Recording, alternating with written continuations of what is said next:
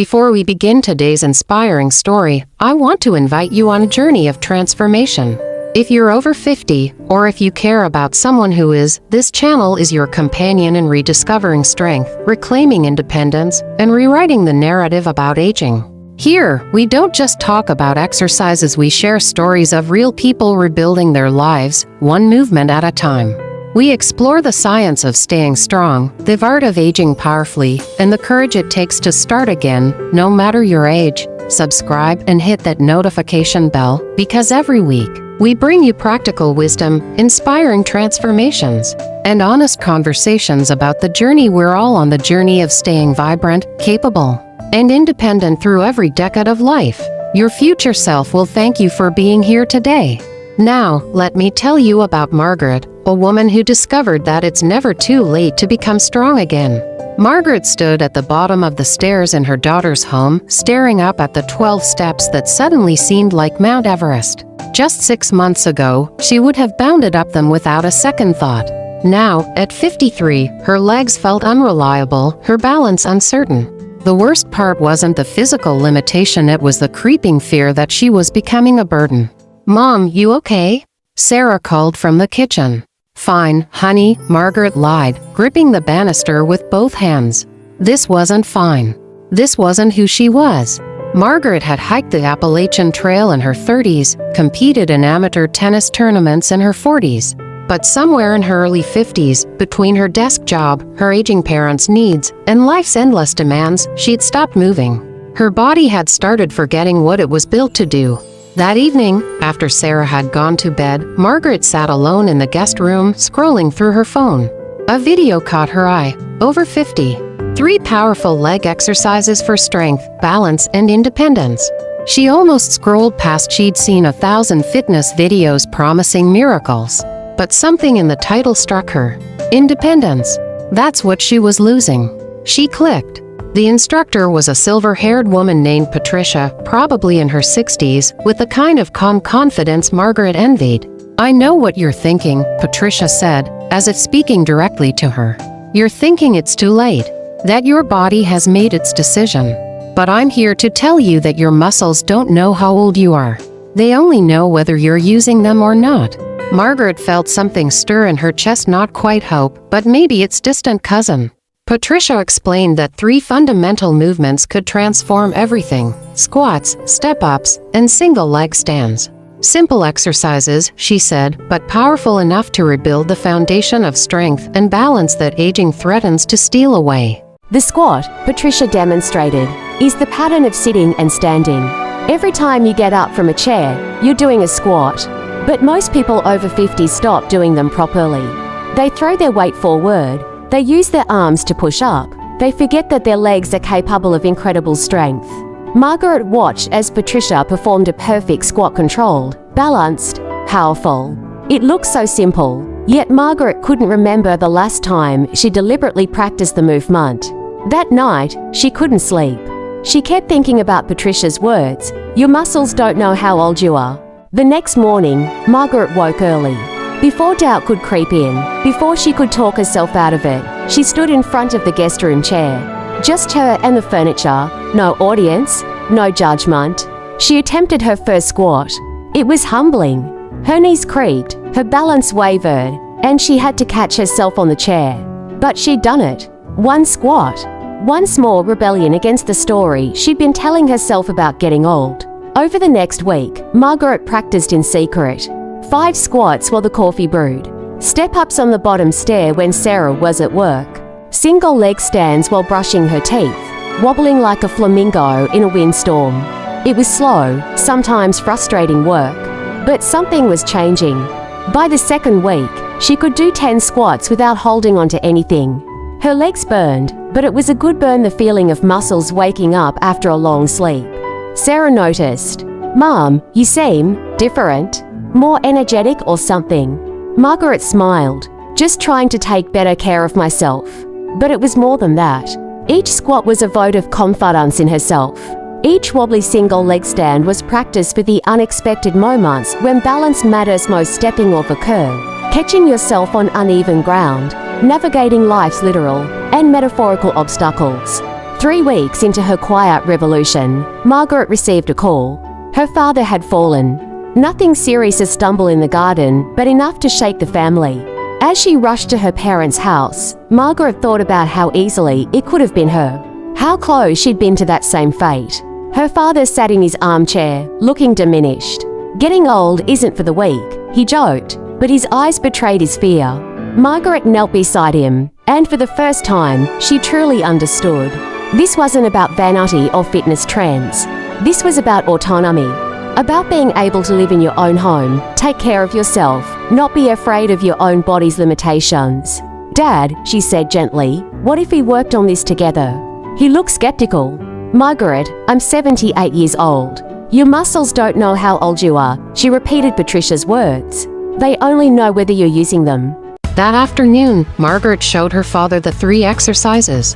They started ridiculously small squats to a high chair, step-ups on a phone book, single leg stands while holding the counter. Her mother watched, amused at first, then curious. "These are the exercises people our age should be doing?" Her father asked. "These are the exercises that'll keep you gardening, Dad. That'll keep you walking to the mailbox without worry. That'll keep you you." Something shifted in his expression. He did another squat, this one with more determination. As spring turned to summer, Margaret's morning routine became sacred. Squats, step-ups, single leg stands. She added weights, a couple of water bottles at first, then actual dumbbells. Her legs grew stronger, but more importantly, her confidence grew with them. She started visiting her parents twice a week for what they called training sessions, though they were really just 30 minutes of moving together, laughing at their wobbles, celebrating small victories. Her father's posture improved. Her mother, who'd been watching from the sidelines, eventually joined in. The real test came in August. Sarah was planning a hiking trip for her birthday, nothing extreme, just a 3-mile trail to a waterfall. She hesitated when inviting Margaret, clearly worried about putting her mother in a difficult position. "I'd love to come," Margaret said without hesitation. Sarah's surprise was evident. "Mom, it's pretty steep in places. There are lots of rocks and roots. I don't want you to feel pressured, Sarah. I've been training for this. Maybe not this specifically, but I want to try."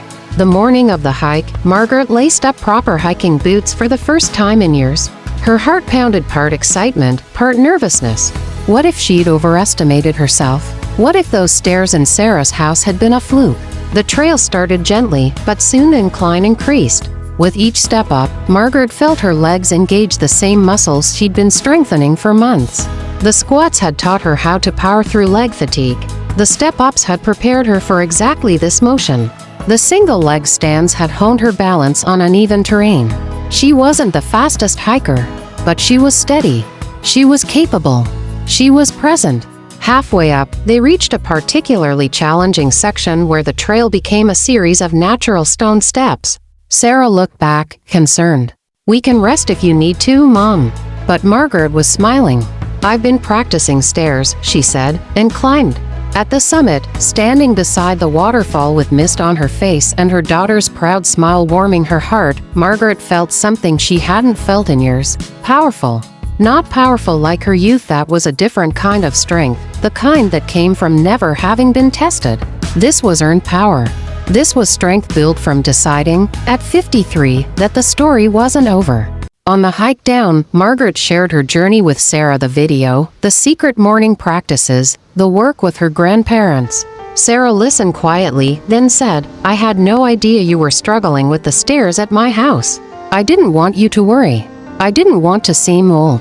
Mom, asking for help isn't being old. But you know what? What you did instead, taking control, building yourself back up, that's incredibly inspiring. That evening, Sarah posted a photo from the hike. The comments poured in, friends of hers, women in their 50s and 60s, all saying variations of the same thing. "I needed to see this. This gives me hope." How did she do it? Margaret found herself becoming an accidental advocate for something she was still learning herself. She started sharing her routine, those 3 simple exercises that had given her back her independence. No fancy equipment, no gym membership, no complicated programs. Just consistent practice of fundamental movements. A year after that first wobbling squat in the guest room, Margaret stood at the bottom of Sarah's stairs again. But this time, she wasn't staring up in fear. She was remembering how far she'd come. She climbed them easily, without gripping the banister, without doubt.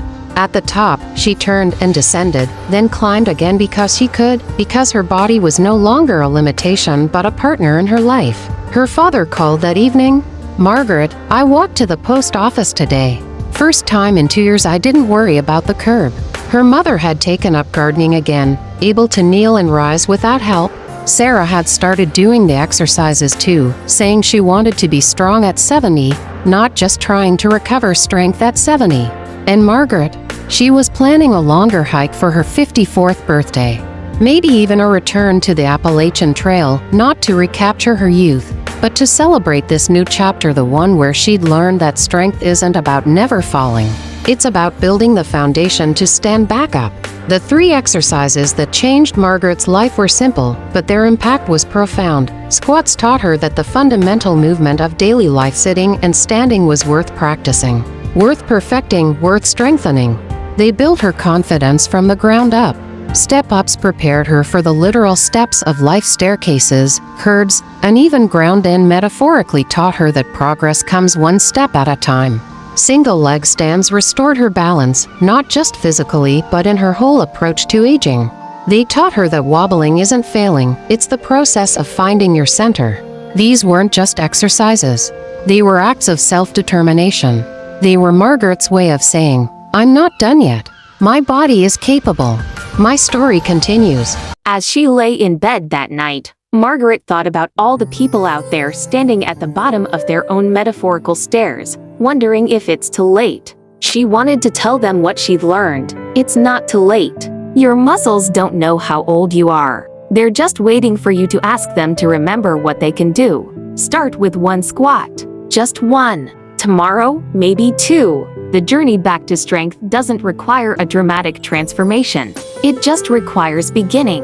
And that's the most powerful exercise of all, the decision to start. Margaret's story reminds us that transformation doesn't require perfection, it requires persistence. 1 squat, 1 step, 1 day at a time. If this story inspired you, imagine what the next one will do. We share stories like Margaret's every week, real people, real struggles, real victories. Because aging powerfully isn't about denying the years. It's about honoring them with strength, wisdom, and courage. Subscribe to this channel so you never miss a story that might change your life or the life of someone you love. Hit that like button if Margaret's journey resonated with you, and share this with someone who needs to hear that it's never too late. Drop a comment below. What's your bottom of the stairs moment? What made you decide it was time to reclaim your strength? Your story matters, and this community wants to hear it. Remember, your muscles don't know how old you are. They're just waiting for your permission to be strong again. Until next time, keep moving, keep growing, and keep proving that the best chapters of your life are still being written. The end.